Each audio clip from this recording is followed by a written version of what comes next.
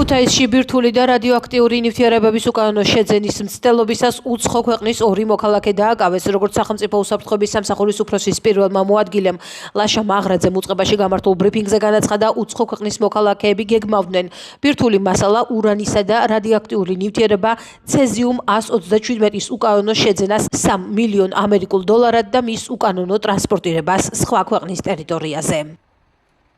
სახელმწიფო უსაფრთხოების სამსახურის მიერ ბოლო დღენახევრის განმავლობაში საქართველოს სხვადასხვა რეგიონში ჩატარებული რამდენიმე ღონისძიების შედეგად 13 სხვადასხვა სისხლისამართლის საქმეზე დაკავებული და პასუხისმგებაში მიცემულია 29 პირი. პირველ რიგში მოგიყვებით იმ ღონისძიების შესახებ, რომელიც კონტრდაზვერვისა და სპეციალური ოპერაციების დეპარტამენტის თანამშრომლებმა ერთობლივად ჩაატარეს. ოპერატიული ინფორმაციის დამუშავების შედეგად ბირთვული და რადიოაქტიური ნივთიერების უკანონო შეძენის მცდელობისას ქუთაისში უცხო ქვეყნის 2 მოქალაქეა დაკავებული, რომლებიც გეგმავდნენ ბირთვული მასალა ურანისა და რადიოაქტიური ნივთიერება ცეზიუმ 137-ის უკანონო შეძენას $3 მილიონ და მის უკანონო ტრანსპორტირებას სხვა ქვეყნის ტერიტორიაზე. დანაშაულებრივი გეგმის განსახორციელებლად უცხო ქვეყნის მოქალაქეები ბოლო კვირების განმავლობაში პერმანენტულად ჩამოდიოდნენ საქართველოში და აქტიურად იყვნენ დაკავებული ბირთვული მასალისა და რადიოაქტიური ნივთიერების შეძენა ტრანსპორტირებისთვის ხელსაყრელი პირობების შესაქმნელად. საზოგადოებას განვუმარტავთ, რომ როგორც წესი ზემოთ აღნიშნული ნივთიერებები გამოიყენება სხვადასხვა დანაშაულებრივი, მათ შორის ტერორისტული მიზნებისთვის. გამოძიება სისხლისამართლის კოდექსის 19-130 მუხლის პირველი ნაწილით მიმდინარეობს. სახელმწიფო უსაფრთხოების სამსახურის თანამშრომლებმა სატყეო სააგენტოს იმერეთის სატყეო სამსახურის ყოფილი თანამშრომლები მისცეს პასუხისმგებაში, ასევე ვანის მუნიციპალიტეტში სამსახურებრივი სიყალბის, ყალბი ოფიციალური დოკუმენტების დამზადება, გამოყენებისა და მერქნიანი მცენარეების უკანონოდ გაჩეხვის ფაქტზე ბრალდებულია 3 პირი. ამას გარდა სუსის ინფორმაციით 5 ადამიანი მიეცა პასუხისმგებაში მშენებლობის კოეფიციენტის უკანონოდ გაზრდისა და უნებართვო მშენებლობის ფაქტებზე, ეგრეთ წოდებული K2 კოეფიციენტთან დაკავშირებით. სახელმწიფოს კუთვნილი მიწების კერძო საკუთრებაში უკანონოდ რეგისტრაციის ფაქტებზე პასუხისმგებლობაში მიეცა 6 პირი, ხოლო სატენდერო პირობების ხელოვნურად მორგების, სახელმწიფო კუთვნილი დიდი ოდენობით თანხების თაღლითურად დაუფლებისა და სამსახურებრივი უფლებამოსილების ბოროტად გამოყენების ფაქტზე სისხლის სამართლის პასუხისმგებლობა 2 მოქალაქეს მოუწია.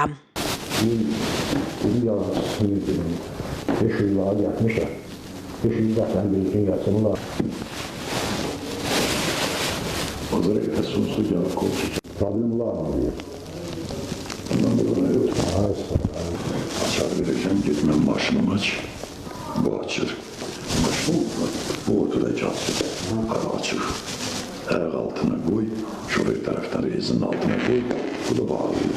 Bu da neymiş bu? O ne şu var?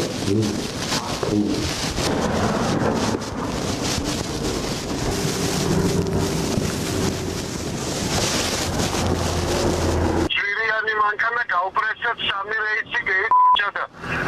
Kaketsda gabrialda ყველაფერი, აი ობიექტი დამთავრდა. ფერჩევთან ხვდით 50 ლარში თუ რომ შეიცვალა მაგაზე. არა იყოს მაია 50 თვარა 300 ისე, მაგრამ მომისმინე, ოღონდ ჩარიცხო უნდა ახლა 450. 450 ლარი შაგირიცხავთ, პირადი ნომერი მომწერე. მითხარება პირადი ნომერი. ნე. ხო? ოვიდარ.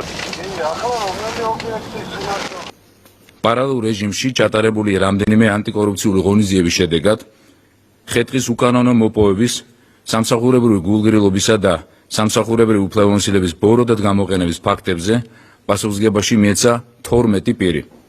მათ შორისაა გარემოს დაცვისა და სოფლის მეურნეობის სამინისტროს SSVP ეროვნული სატყეო სააგენტოს იმერეთის სატყეო სამსახურის ყოფილი თანამშრომლები.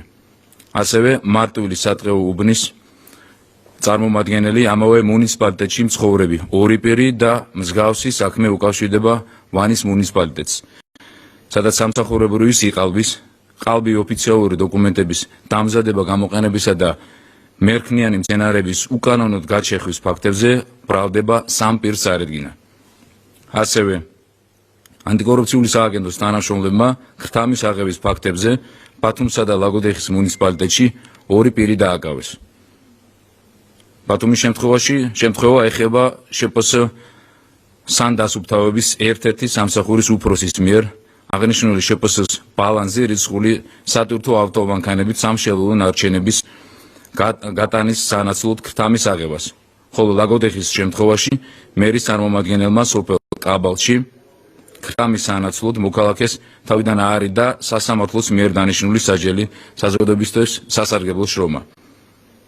5 ადამიანი მიეცა პასუხისგებაში მშენებლობის კოეფიციენტის უკანონოდ გაზრდისა და უნებართო მშენებლობის ფაქტებზე, ეგრეთ წოდებული K2 კოეფიციენტებთან დაკავშირებით.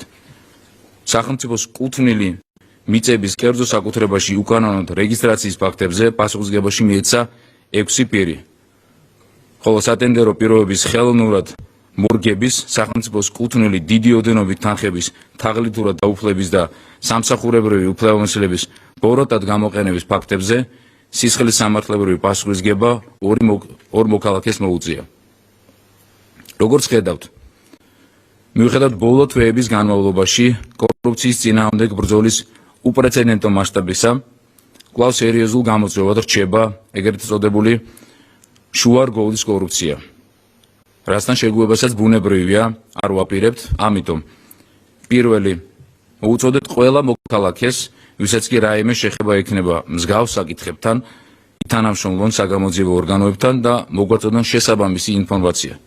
მეორე, ადამიანებს, რომლებსაც ჯერ კიდევ უჩნდება სურვილი თავისი მდგომარეობა ბოროტად მატერიალური უპირატესობისთვის გამოიყენონ, ვაფრთხილებთ, რომ კანონის დარღვევის ნებისმიერი ფაქტი იქნება გამოვლენილი და მას მოყვება შესაბამისი მკაცრი სამართლებრივი რეაგირება. თამამად შეგვიძლია განვაცხადოთ, რომ სახელმწიფო უსაფრთხოების სამსახურის დღევანდელი რესურსი აბსოლუტურად განსხვავებულია. ბოლო თვეების განმავლობაში გატარებული შიდა რეფორმების, საკადრო ცვლილებების, მატერიალურ-ტექნიკური რესურსების გაუმჯობესების ხარჯზე თვისებრივად გაძლიერდა უწყების შესაძლებლობები. შემოსული, დამუშავებული და რეალიზებული ოპერატიული ინფორმაციის მოცულობა მხოლოდ 9 წლის განმავლობაში დაახლოებით 24 ჯერ არის გაზრდილი, რაც მიუთითებს სახელმწიფო უსაფრთხოების სამსახურის ანალიტიკური და ოპერატიული შესაძლებლობების იმგვარ გაძლიერებაზე, რომ ჩვენ სამსახურს ყოველგვარი დაბრკოლებების გარეშე შეუძლია როგორც კორუფციასთან შეურიგებელი და შედეგიანი ბრძოლო, ასევე ქვეყნის უსაფრთხოებასთან დაკავშირებული სხვა პრევენციული ზომების მაღალი ხარისხით უზრუნველყოფა. ქუთაისში ახალგაზრდობის პარკის რეაბილიტაცია გრძელდება, სამუშაოებს ადგილზე გაიცნო ინფრასტრუქტურის მინისტრი. როგორც რევას სოხაძემ განაცხადა, წლის მეორე ნახევარში ქუთაისში ახალი მშენებლობების მორიგი ეტაპი დაიწყება. ქუთაისის მოსწავლე ახალგაზრდობის პარკის რეაბილიტაციის პროექტი ითვალისწინებს საფეხმავლო და ველობილიკების მოწყობას, ახალი გამწონების ზოლების გაშენებას, საერთო ტერიტორიის კეთილმოწყობას, მცირე არქიტექტურული ნაგებობების განთავსებას და განათების სისტემის განახლებას. პარკში ასევე მოეწყობა ბავშვთა და სპორტული ზონების, საპიკნიკე სივრცეები, ამფითეატრი და წყლის სარკეები. განახლებული ინფრასტრუქტურა სრულად იქნება ადაპტირებული როგორც ბავშვის ეთლით მოსარგებლე მშობლებისათვის, ისე განსაკუთრებული საჭიროების მქონე პირებისათვის. პარკის რეაბილიტაციის პროექტს ინფრასტრუქტურის სამინისტროს მუნიციპალური განვითარების ფონდი ახორციელებს. დავეცანით სამუშაოები აქტიურ რეჟიმშია და გეგმის მიხედვით მიმდინარეობს და ასევე რაც ყველაზე მნიშვნელოვანი არის, ვისაუბრეთ სამომავლო გეგმებზე, რამოდენიმე ახალ პროექტს ვიწყებთ ქუთაისში უკვე წელს და ეს იქნება ძალიან მნიშვნელოვანი და ასევე ვისაუბრეთ იმ საკითხებზე, რომლის პროექტირებაც უკვე არის დაწყებული და უკვე წლის მეორე ნახევარში დაიწყება აქტიური სამშენებლო სამუშაოები. შაზე ინფრასტრუქტურული სამუშაოებია დაგეგმილი ინფორმაციას შესაბამისი უწყება ავრცელებს ტერიტორია დღეს ინფრასტრუქტურის მინისტრმა რევას სოხაძემ მოინახულა. სამინისტროს მიერ გავრცელებული ინფორმაციით ნიკიას ქუჩაზე დაგეგმილი პროექტი ითვალისწინებს ქუჩის გამწვენებას და ტერიტორიის კეთილმოწყობას, მათ შორის ახალი განათების სისტემების მონტაჟს. დღესვე მინისტრი ქუთაისში აბაშიძის ქუჩაზე პარლამენტის ყოფილი შენობის მიმდებარედ ახალი ბულვარის მოწყობის სამუშაოებს გაეცნო.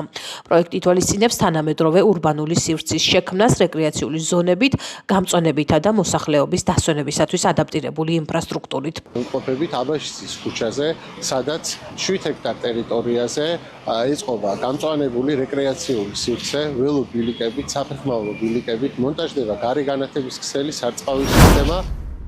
ზესტაფონსა და საჩხერეში ფრინველთა არალეგალური სასაკლაოები გამოვლინდა. სურსათის ეროვნული სააგენტოს ინფორმაციით, ჩატარებული არაგეგმიური ინსპექტირების შედეგად დადგინდა, რომ ინდმე წარმოები სოფელ ცხრაწყაროში და სოფელ ჭალაში სააგენტოსგან მინიჭებული სავალდებულო აღიარებისა და ვეტერინარული ზედამხედველობის გარეშე კლავდნენ ფრინველებს. ორივე ობიექტზე გამოვლინდა კრიტიკული შეუსაბამობები, არალეგალურ სასაკლაოზე დაილუქა ვეტერინარული ზედამხედველობის გარეშე დაკლული 100 კილოგრამზე მეტი ფრინველის ხორცი. ინდმე წარმოები დაჯარიმდნენ და შეუსაბამობების გამოსწორებამდე საწარმოო პროცესი შეუჩერდა. სასურსათო პროდუქციის, მედიკამენტებისა და საწვავის ფარსწარმოქმნის სტრუქტურის შემსწავლელი საქართველოს პარლამენტის დროებითი კომისიის კიდევ ერთი სხდომა გაიმართა. კომისიის წევრები პურფუნთოშეულისა და საკონდიტრო საწარმოების წარმომადგენლებს შეხვდნენ, რომლებმაც კომისიის წევრებს გააცნეს ინფორმაცია იმის შესახებ, თუ რა იწვევს პროდუქტებზე ფასების ზრდას და როგორ უნდა დაკორექტირდეს ღირებულება. კომისია 2 თვის განმავლობაში იმუშავებს, მისი მიზანია მუშაობის შედეგად ფასების გაიაფება. ყველაზე დიდი პრობლემა, რომელიც არსებობს ჩვენ შემთხვევაში, წარმოებლების შემთხვევაში, ეს არის ეგრეთ წოდებული საერთაშორისო ტერმინით რითეილებთან ურთიერთობა, ქართულად მოსახლეობისთვის გასაგებად საცალო სავაჭრო ქსელებთან ურთიერთობის პრობლემა. ერთ-ერთი.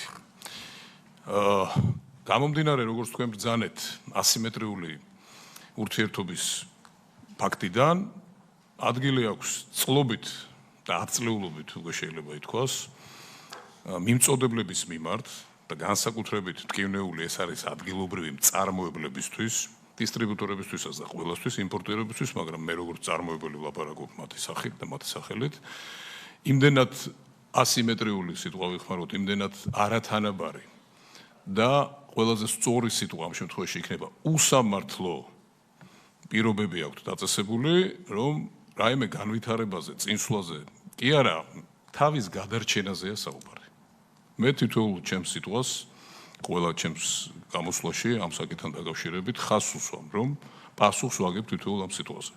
აქ საუბარია თავის გადარჩენაზე და არა იმაზე, რომ განვითარდეთ. თუ ამ საკითხს არ მიეხედა, ჩემი წარმოებას და ბევრი სხვას ღმერთმა დაიფაროს პირდაპირ ხვალზე დაკოტრების პირას ვიქნებით, ვართ უკვე პირას და შეიძლება აი ჩაგეკითხებით, აი კონკრეტიკაზე რომ გადავიდეთ, აი მაგალითად თქვენს პირობებში, აი რა პროცესებს ამ ასიმეტრიულ ურთიერთობებში, რა რეკომენდაციას მოგცემთ, რას შეცვლიდით? აი პირველ რიგში ჩემთვის მნიშვნელოვანია, რადგან ვიმყოფებით პარლამენტში და ამას დიდი ხანია ვამბობთ, გარკვეული თამაშის წესების დაწესება. რასაც მე ხედავ და რასაც მე უყურებ და ეკონომიკა ჩემთვის უცხო სფერო არ არის, ბიზნესშიც დიდი ხანია ვარ, განათლებითაც, საზღვარგარეთაც MBA მაქვს დამთავრებული, ასე რომ ეკონომიკა ისეთი პროცესია, რომ სჭირდება გარკვეული რეგულაციების დაწესება. ისევე როგორც სხვადასხვა დარგებში, საქართველოში და ყველა სხვა ქვეყანაში, როგორც არის გარკვეული რეგულაციები დაწესებული, ზოგიერთ დარგს სამინისტრო აქვს, ზოგიერთს არ აქვს სამინისტრო, მაგრამ არის საკანონმდებლო აქტები, სარეგულაციო აქტები, რეგლამენტები და ასე შემდეგ და ასე შემდეგ. ერთადერთი დარგია ვაჭრობა, რომელშიც არაფერი არ არის. ერთადერთი ინსტიტუტი სახელმწიფოს მხრიდან ჩართული ამ სფეროში, როგორ არის ჩართული ეს ალბათ შემდეგი დისკუსიის საგანია, ეს არის ეგრეთ წოდებული კონკურენციის სააგენტო. ადრე ანტიმონოპოლიური სამსახური ერქვა, რომლის შედეგები საქმიანობის ძალიან დიდ პატივს უსწევს მათ ხელმძღვანელობას ადამიანურად, პიროვნულად ძალიან კარგი ურთიერთობები მაკავშირებს, მაგრამ სამწუხაროდ უფუნქციო დაწესებულებაა. და ირონია, ბედის ირონია, რომ თავის დროზე თქვენ ბრძანებთ, რომ დღევანდელ ბაზარზე, სექტორში ურთიერთობები იმდენად მძიმე არის, რომ ჯაჭვის ზემოთ ყოფ სუბიექტს აქვს შეუზღუდავი ძალაუფლება აბსოლუტურად შეუზღუდავი ძალაუფლება დინამიკის გავლენის შექმნას. აი, მე რა მაინტერესებს ბაზარზე თქვენ ახსენებთ საცალო ქსელები.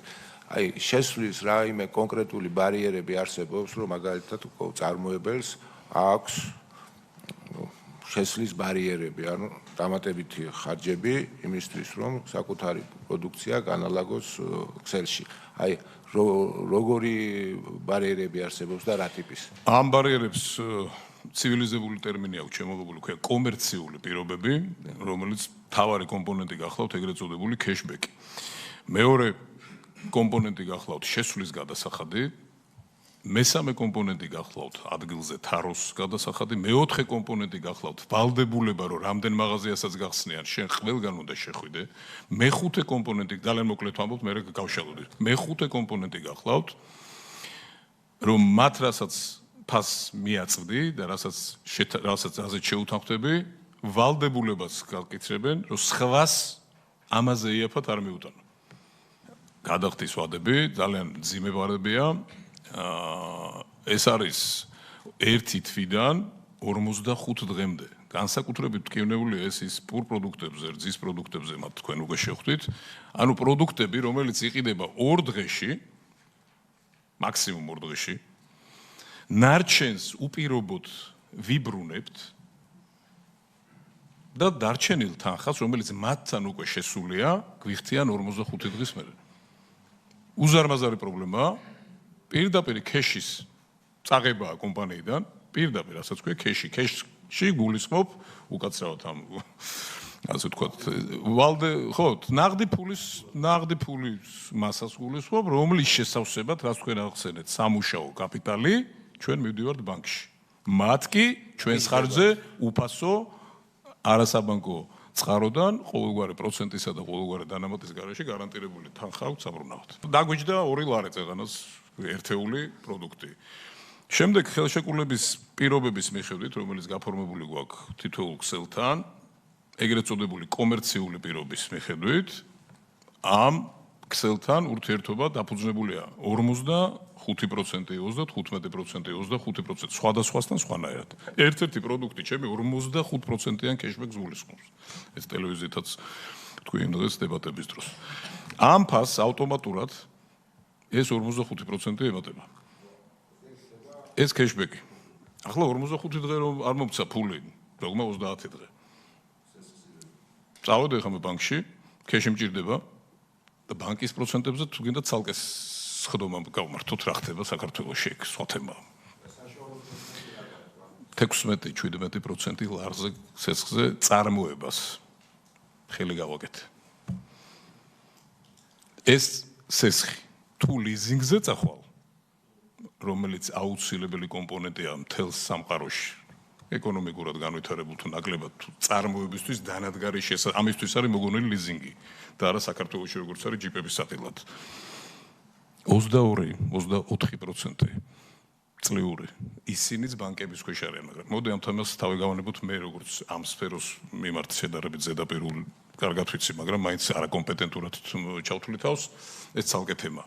მაგრამ წავედი ბანკში და ავიღე სესხი და საოპერაციო ხარჯები ამით დავაფინანსე. ეს კიდევ ერთი ამბავი. შემდეგ ამას დაედო მაღაზიის მარჟა, cashback-ი არ გეგონოთ რომ მარჟას გამორიცხავს. მარჟა დაედო კიდე 20%, 22%, 25% კომპანიას გააჩნია, პროდუქტს გააჩნია. ანუ ამაზე და კიდე ამას DGG და თაროზე დევს ის ფასი. ანუ იმიტომ თქვი 2 ლარით, ბოლოს გამოდის 6 ლარი. მაგრამ ეხლა უყურეთ რა ხდება. მათ აქვს სისტემატიური აქციების ასე ვთქვათ პოლიტიკა. და ჩვენი მოსახლეობა სამწუხაროდ თუ საბედნიეროდ ამას არ განვიხილავ ახლა, უკვე ძალიან კარგად არის მიჩვეული ამ აქციების ასე ვთქვათ, აქციების სამყაროში ცხოვრობს ჩვენი მოსახლეობის დიდი ნაწილი, მათ შორის იმიტომაც რომ მათი ფინანსური შესაძლებლობა დღესდღეობით ჯერჯერობით არ აძლევს საშუალებას. ზეპირად იციან, რომ პროდუქტზე მოსახლეობას გულისხმობ. და ამიტომ ეს აქციები არის ის პროცესი, რითაც ისინი სტიმულირებენ გაყიდვებს. ვამატებ ერთ კომპონენტს აქციებთან დაკავშირებით, ხშირად ხდება პარადოქსული სურათია, სააქციო ფასი ხშირად უფრო დაბალია, ვიდრე მიწოდების ფასი. აი ამის გამო, რომ აი ამ ხელა cashback-ის ხარჯზე ხდება ეს ყველაფერი, მე ხა ობიექტურებიც უნდა ვიყოთ, რომ ამ სააქციო ფას პერიოდის დროს ჩვენ აღარ გთხოვენ ფასდაკლებას. ამ cashback-იდან ფინანსდება ეს და აქ სხვა პრობლემაა დამალული. აქ არის კონკურენციის მოსპობის საკითხი. ანუ სხვა პატარა მაღაზია, ვთქვათ, არა ის სავაჭრო ქსელი, ან ის სავაჭრო ობიექტი, რომელსაც ეს პირობები არ აქვს, მასთან იგივე პროდუქტი უფრო ძლიერი დარჩა თაროზე და ის ვეღარ ყიდის. პატარა ქსელები ახსენე და საქართველოში, თბილისში ბევრი პატარა მაღაზია არსებობდა. ქალბატონი იმის, ბატონი ამის უბნებზე მუშაობდა, ესენი დამთავრდა.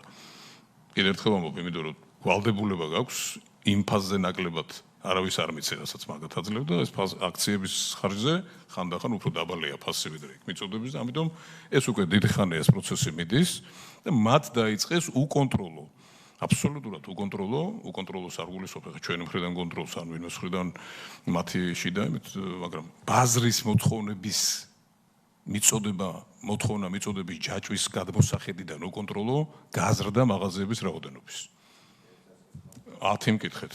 როგორ ფიქრობთ, ეს მაღაზიები ყველა მოგების აგენიერებს? ხო, მე როგორც ბიზნესმენი და ასე ვთქვათ, ჩემს სიტყვებზე პასუხისმგებლობის მქონე კაცი ვერ ვიტყვი, რა თქმა უნდა, მათ, მაგრამ აშკარაა, რასაც ვხედავთ ყველანი, როგორც მომხმარებლები ჩვეულებრივად განსაკუთრებით საღამოს საათებში, რომ იქ ორი კაცი დგას და მოლარე და დამლაგებელი ერთი ადამიანი ყავთ.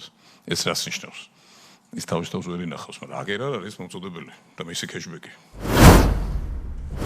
არასრულწლოვნის მიმართ ჩადენილი გარყვნილი ქმედების ბრალდებით 1995 წელს დაბადებული პირი დააკავეს. გამოძიებით დადგინდა, რომ ბრალდებული მეზობლად მცხოვრებ 2015 წელს დაბადებულ არასრულწლოვანს სისტემატურად უგზავნიდა სექსუალური ხასიათის მოკლე ტექსტურ შეტყობინებებს. ბრალდებულმა იგი დაითანხმა, რომ მსგავსი შინაარსის ფოტო მისთვისაც გაეგზავნა. საქმის მასალებით ასევე დგინდება, რომ ბრალდებული გოგონას სქესობრივ კავშირს სთავაზობდა. ჩატარებული ოპერატიული ღონისძიებებისა და საგამოძიებო მოქმედებების შედეგად სამართალდამცველებმა ბრალდებული სახით დააკავეს პირი. მტკიცების სახით ამოღებულია ბრალდებულის მობილური ტელეფონი, რომლის საშუალებითაც იგი არასრულწლოვანს სექსუალური ხასიათის შეტყობინებებს უგზავნიდა. არზე გამოძიება სისხლის სამართლის კოდექსის 151 მუხლის პირველი ნაწილით მიმდინარეობს, რაც 9 წლამდე თავისუფლების აღკვეთას ითვალისწინებს. სამართალდამცველებმა განსაკუთრებით დიდი ოდენობით ნარკოტიკული საშუალების საქართველოში უკანონოდ შემოტანის ფაქტი აღკვეთეს. პოლიციამ თბილისის საერთაშორისო აეროპორტისა და სასაზღვრო გამშვებ პუნქტ სარფის ტერიტორიაზე ნარკოდანაშაულის ბრალდებით უკრაინის, თურქეთისა და ამერიკის 3 მოქალაქე დააკავეს. სამართალდამცველებმა ბრალდებულების პირადი და სამგზავრო ჩანთის ჩხრეკისა, სხვადასხვა დასახელების ნარკოტიკული საშუალება და ფსიქოტროპული ნივთიერება, მათ შორის 300 გრამამდე კოკაინი, ასევე მეტადონისა და ფსიქოტროპული ნივთიერების შემცველი 350 აბი ნივთმტკიცება გამოიღეს. გამოძიება სისხლის სამართლის კოდექსის 260 და 262 მუხლებით მიმდინარეობს, რაც 20 წლამდე ანუვადო თავისუფლების აღკვეთას ითვალისწინებს. პარიზის სააპელაციო სასამართლომ ნამახვან ჰესის საქმეზე საერთაშორისო არბიტრაჟის გადაწყვეტილება აღიარა, რომლის მიხედვითაც საქართველოს კომპანია ენკას სასარგებლოდ 400 მილიონი ამერიკული დოლარის გადახდა დაეკისრა, მაგრამ ქართული მხარის შუამდგომლობის საფუძველზე სასამართლომ აღნიშნული გადაწყვეტილების აღსრულება დროებით შეაჩერა. სარჩელში საქართველო მიუთითებდა, რომ დიდი ოდენობის თანხის დაუყოვნებლივ გადახდა სახელმწიფო ბიუჯეტს სერიოზულად დააზარალებდა და სახელმწიფოს ძირითადი ფუნქციების შესრულებაზე აისახებოდა. სწორედ ამიტომ სააპელაციო სასამართლომ გაითვალისწინა საქართველოს მოთხოვნა აღსრულების შეჩერების თაობაზე. სასამართლომ ასევე გაითვალისწინა, რომ ენკა წარმოადგენდა სპეციალურად ამ პროექტისთვის შექმნილ კომპანიას და აღარ ახორციელებდა არსებით კომერციულ საქმიანობას ან არ ფლობდა მნიშვნელოვან აქტივებს. შესაბამისად არსებობდა რისკი, რომ თუ გადაწყვეტილება საბოლოოდ გაუქმდებოდა, უკვე გადახდილი თანხის დაბრუნება რთული ან შეუძლებელი იქნებოდა. ნათქვამია გადაწყვეტილებაში. ნამახვან ჰესის საქმეზე არბიტრაჟის მიერ საქართველოსთვის დაკისრებული 400 მილიონი დოლარის გადახდის აღსრულება დროებით შეჩერებული იქამდე იქნება, სანამ საკითხზე პარიზის სააპელაციო სასამართლო საბოლოო გადაწყვეტილებას არ მიიღებს. კომპანია ენკამ საქართველოს ხელისუფლებასთან 2019 წელს გააფორმა შეთანხმება ნამახვანის ჰიდროელექტროსადგურის მშენებლობაზე, რომლის ღირებულებამაც დაახლოებით 800 მილიონი ამერიკული დოლარი შეადგინა. ნამახვანის პროექტს მოჰყვა ფართომასშტაბიანი პროტესტი ადგილობრივი მოსახლეობისა და გარემოსდაცვითი ჯგუფების მხრიდან. 2021 წელს ენკამ შეწყვიტა ხელშეკრულება, სადაც სხვადასხვა დარღვევასა და პროექტის შესრულების შეუძლებლობაზე მიუთითებდა. 2022 წელს ენკამ დაიწყო საარბიტრაჟო დავა, რათა მოეთხოვა კომპენსაცია ხელშეკრულების შეწყვეტისა და გადაცემული აქტივების ღირებულებებისათვის.